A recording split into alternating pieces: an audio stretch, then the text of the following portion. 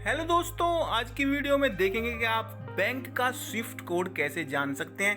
भाई Swift code क्या होता है पहले बता। स्विफ्ट कोड होता है कि जब भी आप बैंक में किसी विदेश से कुछ करेंसी आपका पैसा आएगा, जैसे यूट्यूब की बात कर लेते हैं। अगर आपकी यूट्यूब पे अगर आपका चैनल है और आप वहाँ से पैसे कमा रहे हैं और आपके जो पैसे आपके अकाउंट में आएंगे तो वो स्विफ्ट कोड के द्वारा आते हैं। तो बैंकों के स्विफ्ट कोड होते हैं भाई अलग अलग। तो विदेश से जब भी पैसा आएगा तो आपको डिटेल में स्विफ्ट कोड डालना होगा। तो आज देखते हैं भाई आप स्विफ्ट कोड कैसे पता कर सकते हैं। ये देखिए भाई, यहाँ पे आपको सर्च कर लेना सीधा स्विफ्ट कोड। ठीक है, आप देखेंगे SWIFT स्विफ्ट कोड। ठीक है, यहाँ पे आ गया स्विफ्ट कोड। जैसे ही डालेंगे तो सबसे पहले आपको स्विफ्ट कोड के बारे में देखो यहाँ पे जानकारी मिल जाएगी स्विफ्ट कोड होता क्या है। तो चलिए इसे सुन लेते हैं एक बार हिंदी में। आप सुनना इसको, मैं यहाँ से करते हुए यहाँ पे आप ऑप्शन आ जाएगा, देखो हिंदी में दबा देते हैं। बुद्धिमान के अनुसार स्विफ्ट कोड, जिसे कभी कभी BIC नंबर भी कहा जाता है, बिजनेस आइडेंटिफायर कोड BIC के लिए एक मानक प्रारूप है। इसका उपयोग विश्व स्तर पर बैंकों और वित्तीय संस्थानों की पहचान करने के लिए किया जाता है। ये बताता है कि वे कौन और कहाँ हैं, एक प्रकार का अंतर्राष्ट्रीय बैंक कोड या ID। तो ये भाई इससे जो है ना ये पता लगता है कि अंतर्राष्ट्रीय बैंक की पहचान हो जाती है। भाई विदेश से पैसे आएंगे तो उन्हें बैंक के बारे में पता होना भी जरूरी है। तो इसलिए भाई ये इसमें बता रहे तो कुछ ज़्यादा ही डिफिकल्ट भाषा में लैंग्वेज में बता रहा है हिंदी में। तो मैं आपको आसान शब्दों में समझा देता हूँ कि जब भी विदेश से आपका पैसा आपके बैंक अकाउंट में आएगा तो उसके लिए आपको अपने बैंक का स्विफ्ट कोड देना पड़ेगा। जैसे IFSC कोड होता है, IFSC कोड देते हैं। तो जब विदेश से पैसा आएगा तो IFSC कोड के साथ आपको स्विफ्ट कोड भी देना होगा। ये देखिए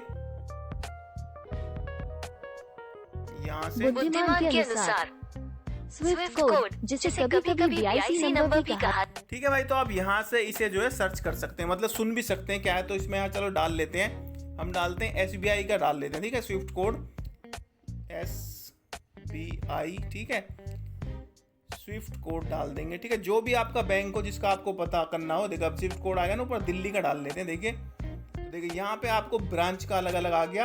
अब ये देखिए यहाँ पे तो भाई अलग अलग भी दिखा रहा है। देखो नैनीताल का भाई, तो ये इधर जो साइड में लिखा हुआ है देखो ये है स्विफ्ट कोड।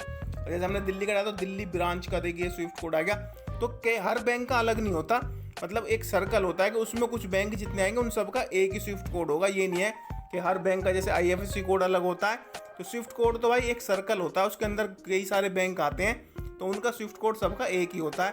तो जिसका भी आपको सर्च करना हो तो भाई आप यहाँ से आराम से सर्च कर सकते हैं और अपना डाल सकते हैं। जैसे SBI का बैंक ऑफ बड़ौदा का करते हैं, देखो search bank of Baroda Swift code. देखिए नीचे ऑप्शन है, जो आप सर्च करोगे भाई यहाँ ऑप्शन आ लेंगे। देखिए इस पर कर देते हैं bank of Baroda Swift code. अब देखिए यहाँ पे ये आ चुका है bank of Swift code, the Swift code. अब इसमें ये आ गया भाई, ये बहुत सारे बैंकों का सेम स्विफ्ट कोड ऊपर लिखा है ना, तो बहुत से बैंकों का एक ही होगा।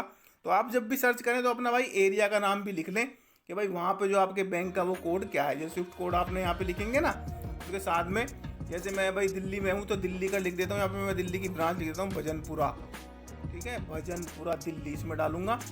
देखिए इसका ये आ गया IFSC कोड, ये स्विफ्ट कोड आ गया यहाँ पे। देखिए ये तो यहाँ पे आसपास में जितने बैंक होंगे सबका स्विफ्ट कोड एक ही होगा भाई इसके अंदर जो ये है।